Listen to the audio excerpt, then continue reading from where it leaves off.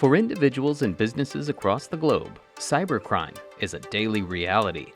It's just a different world in the wake of the COVID-19 pandemic. According to the ITU, the global health crisis accelerated digitalization, adding 1.1 billion new participants to the digital space. Those users don't know much about digital security, so experts say digital hygiene levels have barely improved considering the increased activity. Nowhere has the threat level increased more than in the digital reality all around us. Cybercrime has reached industrial proportions in just a few years.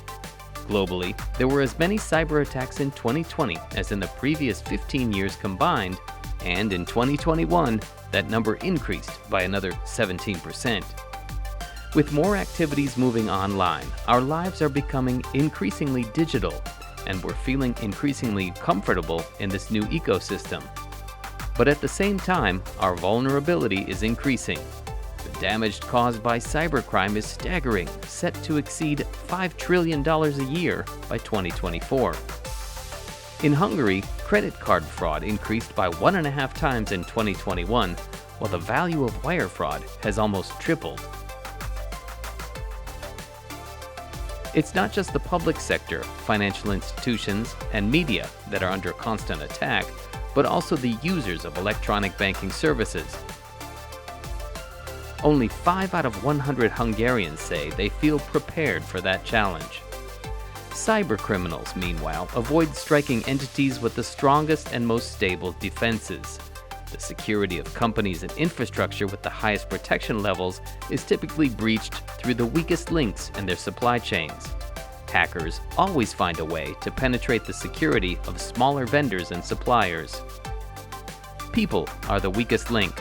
Employees working from home who lack security awareness, and an organization's customers.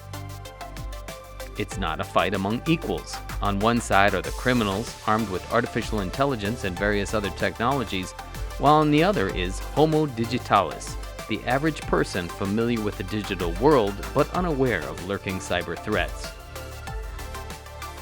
With cybercrime becoming easier and cheaper, it's attracting more participants seeking easy money. By 2027, the global cost of payment fraud is set to reach $40 billion. That means companies and organizations will need a skilled, experienced partner who has deep knowledge of the threats and the attackers and is able to respond successfully to those threats by erecting a barrier between them.